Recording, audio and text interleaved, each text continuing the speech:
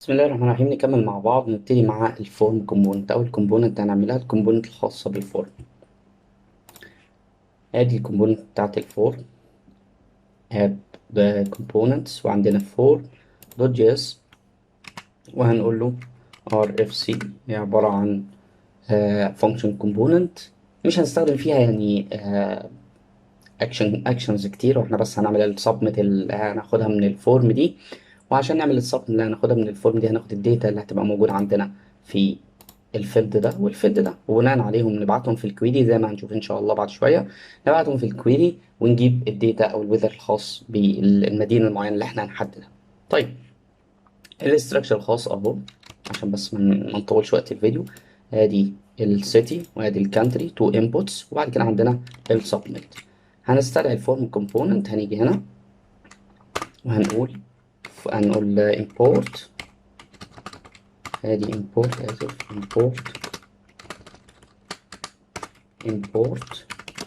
عندنا form from. هنخش جوه الكومبوننتس وهنخش جوه فورم على طول. هنجيب الفورم دوت جي اس. هنستدعي الكومبوننت دي في الاول خالص، نشيل بقى ال h1 ده، ونستدعي الفورم كومبوننت بالشكل ده. تعالوا نشوف الشكل هيبقى عامل ازاي. ادي الفورم عندنا بقت بالشكل ده. عايزين ننزلها شويه، ممكن نروح بقى للفورم دوت جي اس، نروح على الفورم نفسه، نقول كلاس نيم هيساوي مثلا مارجن واي 3 بالشكل ده. فهينزل شويه او 5، مفيش مشكله بالشكل ده. نزل ادي السيتي وادي الكانتري وادي الجيت. خلاص، تعالوا نعمل الكومبوننت التانية الخاصة، وهي كومبوننت الويذر نفسها اللي احنا المفروض هنظهر فيها البيانات. ازاي هنعمل الكومبوننت دي؟ تعالوا بالراحة. هنروح على الويذر، هنستدعيها الأول اهو. هنا احنا لسه ما عملناش، او خلينا نعملها، ودي هتبقى كلاس كومبوننت. خلاص، نسيب الشكل ده. دي هتبقى كلاس بيست كومبوننت، هنستدعيها برضو. خلينا ننظم الكود بتاعنا شوية ونقول هنا components، عشان هنستخدم حاجات تانية برضو خارجية. هنيجي تحت الفورم هنستدعي الويذر بالشكل ده.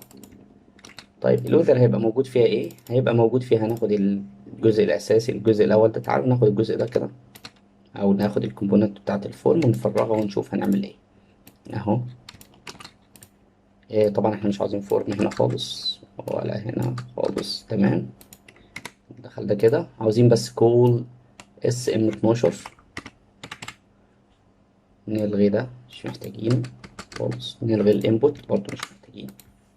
ده اللي احنا محتاجينه. هيبقى عندنا ديف كونتينر ورو جواه كل اس ام 12. ممكن بقى نيجي هنا نقول له ندي ديف كده، نقول له كونت داتا بالشكل ده.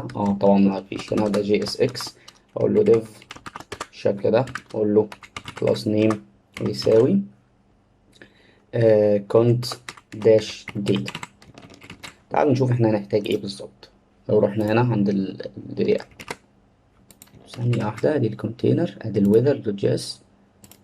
الايرور ظهر عندنا ليه؟ اسف جدا. فورم. تمام. تعالوا نشوف هنا. احنا عندنا، لو احنا دلوقتي كتبنا لندن، بس لندن كده، وادي يو كي بالشكل ده، وقلنا جيت ويذر، هيظهر لنا احنا عندنا ديف اهو. اوكي، جواه اتش 3 مثلا او اتش 1. الاتش 1 ده فيه اسم السيتي والكانتري جنبها. وبعد كده عندنا اتش 5 اللي هو هيبقى فيه الصورة دي صورة تحديدا. وممكن، وبعد كده عندنا اتش 2 هنحط فيه درجة مثلا اللي هي دي. وبعد كده عندنا الدرجة الصغرى والدرجة الكبرى، دول هنحطهم جوه اتش 3، ونحط جوه اتش 3 تو سبان. واخر حاجة عندنا برضو يعني وصف للطقس، لحالة الطقس دلوقتي. تعالوا نبتدي بأول جزئية عندنا، وهي جزئية نلغي الفورم دلوقتي، وهي جزئية H1. H1 ده هيبقى فيه مثلا كايرو كوما ايجيبت بالشكل ده. تعالوا نشوف الشكل هيبقى عامل ازاي. كايرو ايجيبت، عايزين الكلام يبقى في النص، فنيجي نقول له كلاس نيم يساوي تكست سنتر. ده اول جزء عندنا. بعد كايرو ايجيبت عندنا المفروض الصورة دلوقتي هنجيب، انا لو دلوقتي عملت سيف ايمج هسيف الصورة دي، وهنشوف هنستخدمها دلوقتي ازاي. ادي work، ادي لا مش هنا، ادي turn، ادي react، ادي practice، ادي base، ادي weather app. جوه SRS هنعمل فولدر هنسميه images، جواه هنحط الصورة دي. الصورة دي هنسميها آم، هنسميها weather، هنسمي الصورة weather بالشكل ده، weather.png. عاوزين نستدعي الصورة دي، طب هنستدعيها ازاي؟ هنيجي هنا في الجزء ده هنقول له import، على طول عندنا هنطلع بره، عندنا images، جوه الايمجز عندنا weather.png. تمام، ادي الايمجز، ادي weather.png. طب هنستدعيها ازاي؟ هنقول له import weather icon from الكلام ده. ادي الويذر ايكون، هنعمل تحت ال H1 هنا هنعمل مثلا H5، ادي H5 بالشكل ده، وجواه image، والايمج ليها src، وهيساوي الصورة بتاعتنا. ادي الصورة بالشكل ده. تعالوا ادي image src weather icon مظبوط. تعالوا نشوف شكله هيبقى عامل ازاي. ادي الايكون بتاعتنا، برضو ممكن نقول له هنا class name هيساوي ايه، text center بالشكل ده. برضو الصورة هتيجي في النص كده. جميل جدا جدا. بقينا ايه تاني؟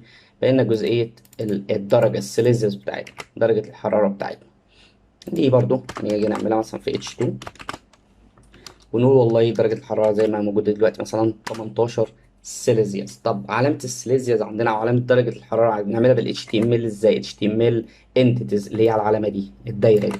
ازاي؟ هنعمل الامبرسنت وهنقول له ديج، وبعد كده هنقفل بالكولون عادي، هيجيب لنا علامة درجة الحرارة. نروح برضو قايلين له التكست سنتر، ممكن ناخد الكلاس نيم ده نحطه هنا جوه تكست سنتر ده الأساسي. شوف عشان منقعدش نكرره، فكل حاجة هتيجي هنا. ادي ال 18. طبعا هنكبره شوية، ما هنخليش بنفس الجزئية، فممكن نستخدم هنا بقى الكلاس نيم يساوي display مثلا 3. شوف ايه اللي هيظهر. ماشي جميل جدا، display 3 أو display 2 او كمان ديسبلاي واحد هيبقى ألذ بكتير. تمام، 18 درجة عندنا. بعد كده هنظهر بعد ما ظهرنا درجة الحرارة، هنظهر بقى والله درجة الحرارة الصغرى ودرجة الحرارة الكبرى. طب هنعمل الكلام ده ازاي؟ برضو نفس ما يعني مفيش جديد. هنعمل H3، جوه ال H3 نعمل سبان. ادي السبان ده هيبقى فيه درجة الحرارة الصغرى مثلا 20، وبعد كده سبان تاني هيبقى فيه درجة الحرارة الكبرى وفيها مثلا درجة الحرارة الكبرى، ودي درجة الحرارة الصغرى ممكن نخليها ايه 18 بالشكل ده. نعمل كلاس نيم في الاتنين، نيم هيساوي مثلا ديسبلاي بتاعهم الديسبلاي بتاعهم فري، ونيجي كمان نقول لهم ان مارجن اكس 3 بالشكل ده.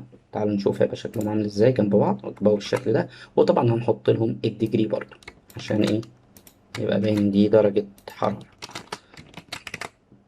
تمام، ادي ال20 وادي ال18. طيب نخليها 17، ادي 17. اخر حاجة عندنا وهي الجزئية الخاصة بالديسكريبشن. ممكن نيجي هنا نقول له H5، ونقول له هنا مثلا clear sky، clear sky بالشكل ده اللي هو وصف الطقس دلوقتي بجملة مختصرة أو بكلمتين مختصرين. نيجي نقول له كلاس نيم، برضه هياخد الديسبلاي، بس ياخد ديسبلاي مثلا 2، و تكست سنتر كده كده هياخده. ادي كلير سكاي بالشكل ده. ممتاز جدا كده. احنا عملنا الاستراكشر الخاص بالبروجكت بتاعنا وعملنا التقسيمه بتاعته. ان شاء الله اشوفكم في الفيديو اللي جاي، وهنبدا فيه ازاي نفعل بقى ان احنا نبعت دلوقتي الداتا بتاعتنا، ناخد الداتا من الفورم ونبعت الاي بي اي، وازاي هنفعل الاي بي اي عندنا في الكود بتاعنا. اشوفكم على خير ان شاء الله في الفيديو اللي جاي، والسلام عليكم ورحمه الله وبركاته.